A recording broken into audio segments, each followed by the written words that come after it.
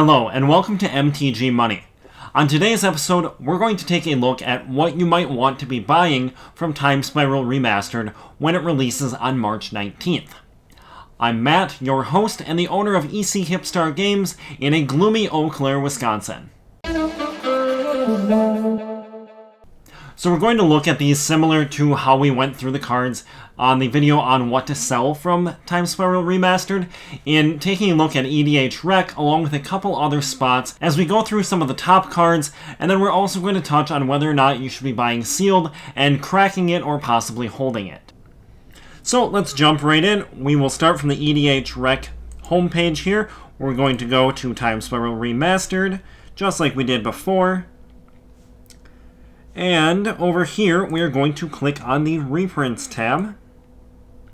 Now, we can see our top cards here are Beast Within, Farseek, Eternal Witness, Bojuka Bog, and Path to Exile. Eternal Witness is getting a old border frame in the set, so that might be one to watch out for as it sees a ton of play. And one of the things I want to talk about as we go through this is that some cards you might want to be picking up on release weekend, and then some cards you're going to have a longer window to pick up.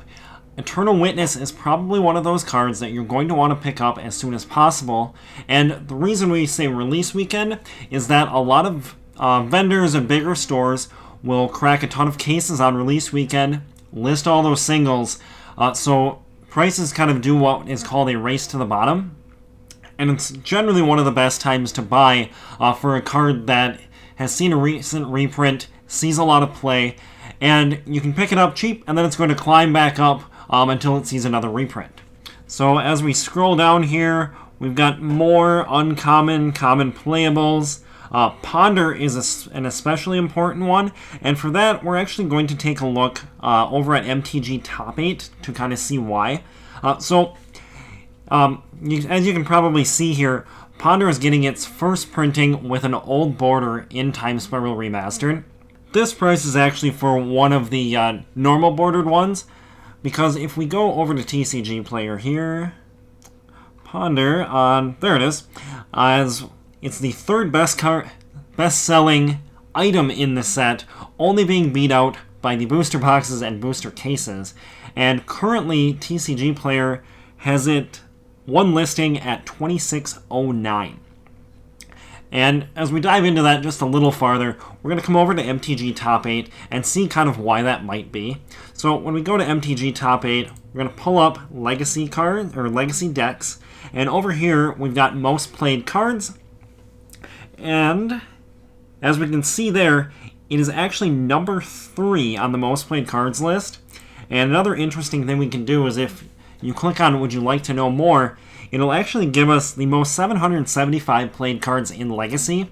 And the reason why this matters, specifically for this set, is that a lot of Legacy cards already have the old borders.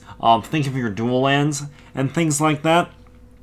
So Legacy players are going to want as many cards as they can, we would assume, to match. So that's why this Ponder is selling so hot compared to some of the other cards in the set.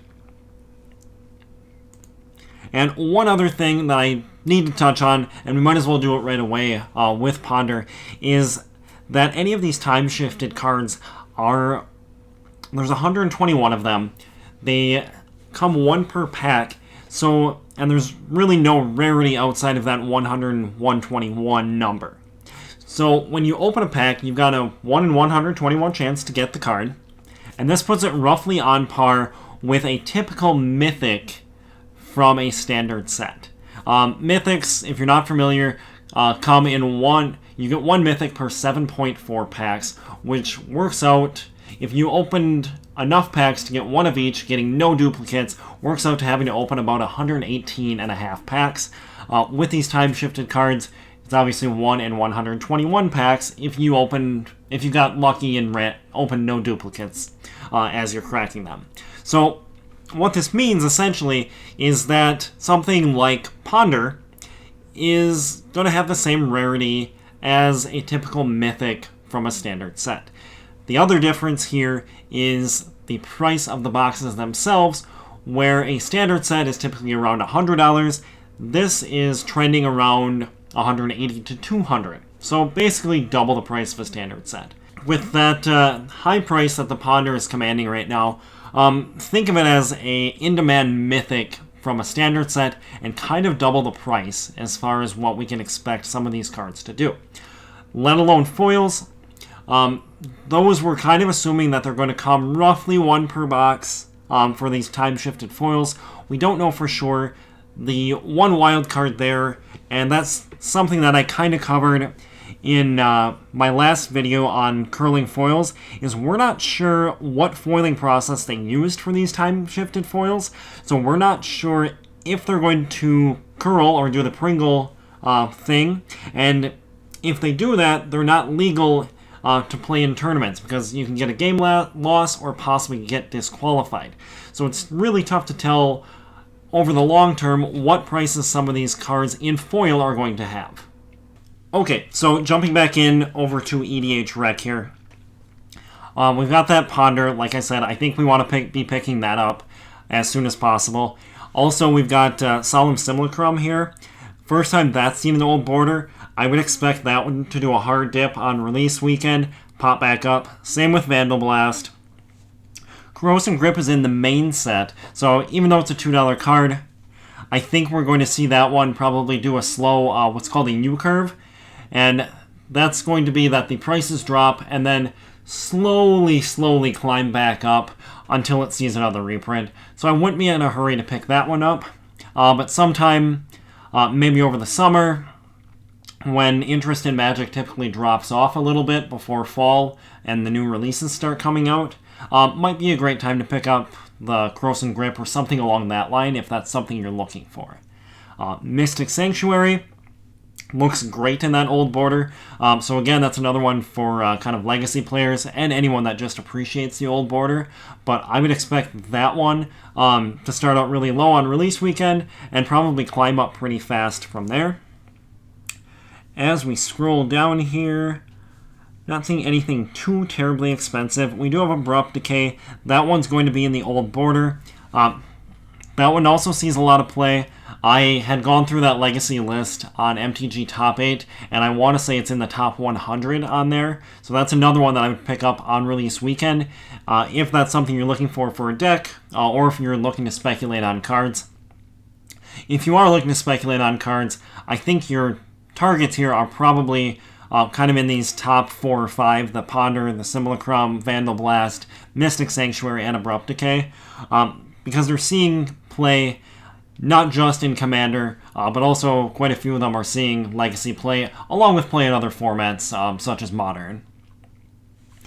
And as we keep going down here, we get into some of the higher priced cards from the main set. You've got Urborg, Tomb of Yawgmoth. That one, every time it gets reprinted, drops and then kind of makes that U-curve again and eventually comes back up.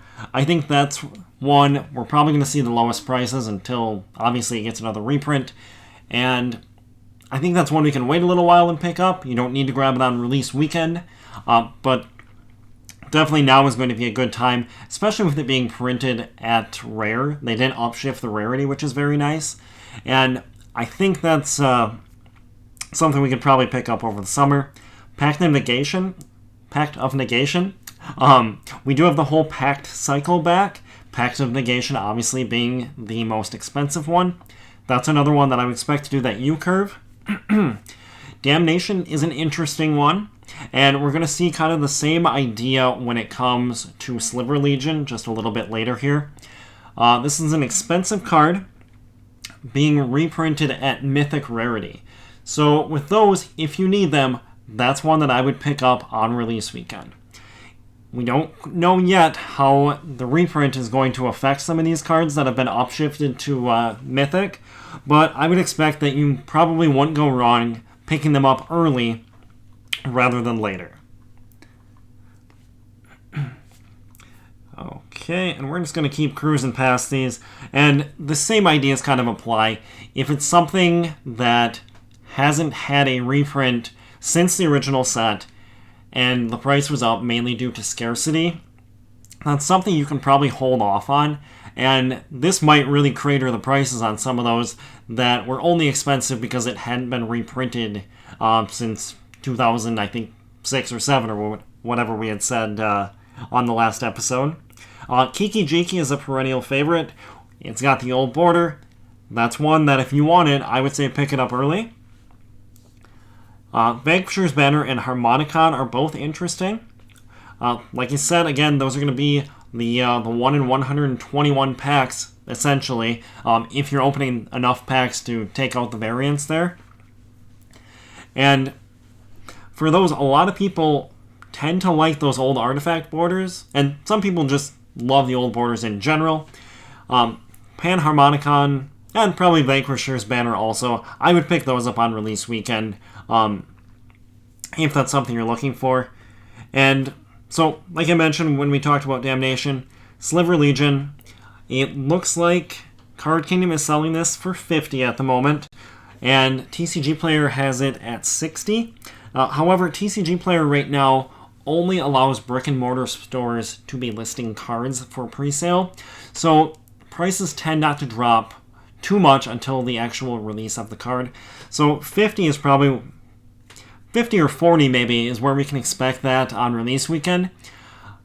Again, that got upshifted to Mythic, so I would expect that to rebound pretty quickly. Something similar we saw was Jeweled Lotus from Commander Legends, that at one point was a $45 card, and then almost, I think in about 24 hours, popped right back up to $60, and it's been there ever since. I would expect Sliver Legion to do roughly the same once the actual set releases. Alright, and we're going to keep going. We've got Yawgmoth, Thran Position, in the old border. Looks like it's holding about a $20 price tag.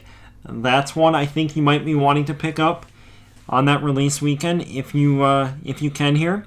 Dryad Arbor is an interesting one. They upshifted Dryad Arbor and Teleria West to rare.